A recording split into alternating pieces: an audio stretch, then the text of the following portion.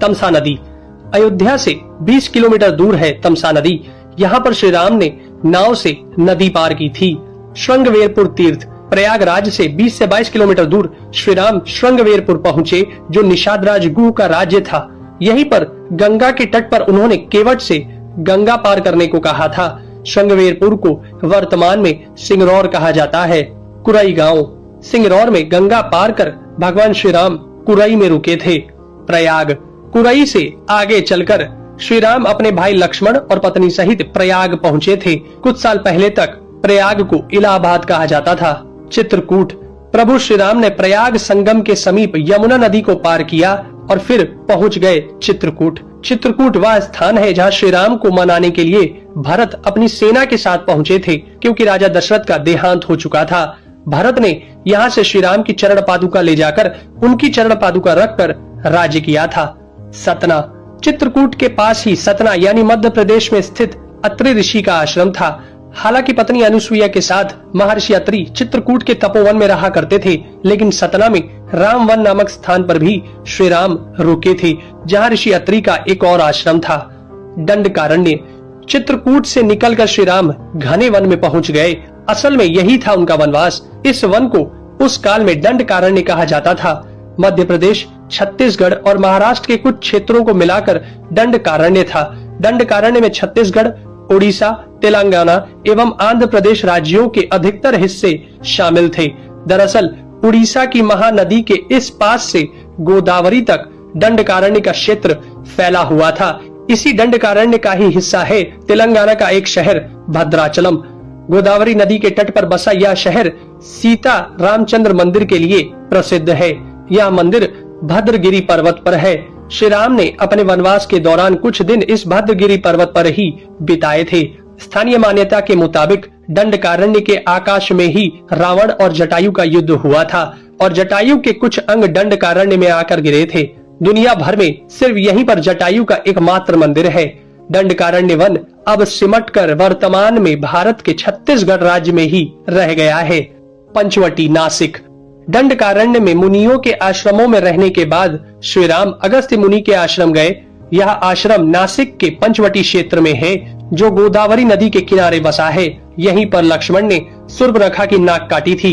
श्री राम ने खरवादूषण के साथ युद्ध किया था। गिद्धराज जटायु से श्री राम की मैत्री भी यहीं हुई थी। वाल्मीकि रामायण अरण्य कांड में पंचवटी का मनोहर वर्णन मिलता है।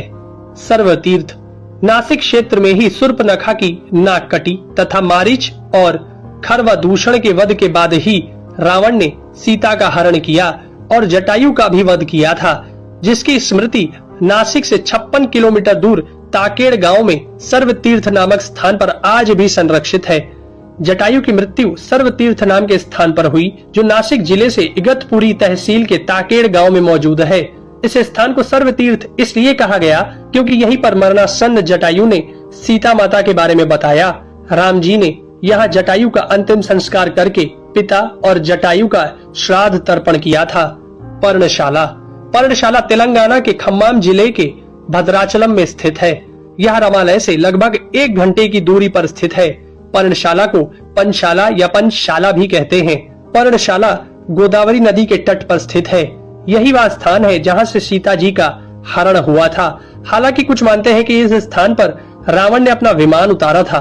इस स्थल से ही रावण ने सीता को पुष्पक विमान में बिठाया था, यानी सीता जी ने धरती यहाँ छोड़ी थी। इसी से वास्तविक हरण का स्थल यह माना जाता है। यहाँ पर राम सीता का प्राचीन मंदिर है। तुंगभद्रा, सर्वतीर्थ और पर्णशाला के बाद श्री राम लक्ष्मण सीता जी की खोज में तुंगभद्रा तथा कावेरी नदियों के क्षेत्र में पहुंच गए। तुंगभद्रा एवं कावेरी नदी क्षेत्रों के अनेक स्थलों पर वे सीता जी की खोज में गए। शबरी का आश्रम, श्री राम और लक्ष्मण सीता की खोज में तुंगभद्रा और कावेरी नदी को पार करते हुए चल दिए। जटायु और कबंध से मिलने के पश्चात वे ऋषिमुख पर्वत पहुंचे। रास्ते में वे पंपा नदी के पास शबरी आश्रम भी गए, जो आज केरल में स्थित है। पंपा तुंगभद्रा नदी का पुराना नाम है। इसी नदी के किनारे पर हम्पी बसा हुआ है। रामायण में हम्पी का उल्लेख वानर राज्य किष्किंधा की राजधानी के तौर पर किया गया है। केरल का प्रसिद्ध शबरीमलय मंदिर तीर्थ इसी नदी के तट पर स्थित है। ऋषिमुख पर्वत, मलय पर्वत और चंदन वनों को पार करते हुए वे ऋषिमुख पर्वत की ओर बढ़े। यहाँ श्री राम ने हनुमान और सुग्रीव से भेंट की, सीता जी के आभूषणों को देखा और बाली का वध किया। ऋषिमुख पर्वत वाल्मीकि रामायण में वर्णित वानरों की राजधानी किष्किंधा के निकट स्थित था। ऋषिमुख पर्वत तथा किष्किंधा नगर कर्नाटक के हम्पी जिला बेल्लारी में स्थित है। पास की पहाड़ी को मतंग पर्वत माना जाता है। इसी पर्वत पर मतंग ऋषि का आश्रम था जो हनुमान जी के गुरु थे। कोडिकरई।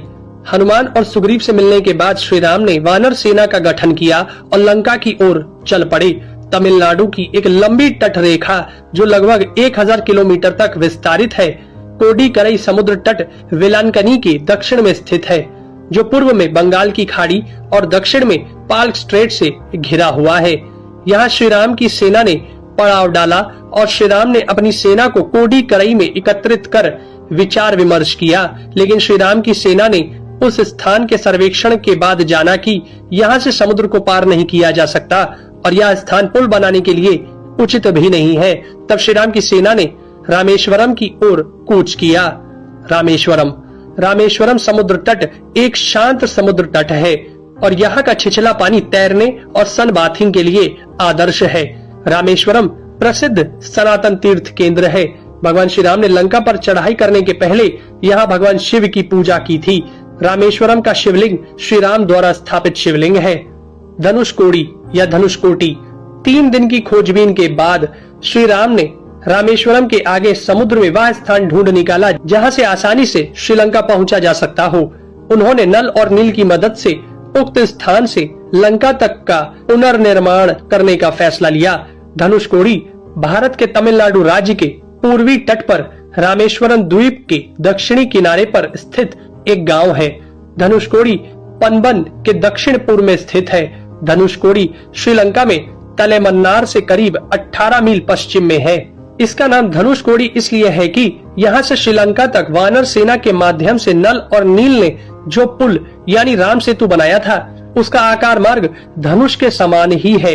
इन पूरे इलाकों को मन्नार समुद्री क्षेत्र के अंतर्गत माना जाता है।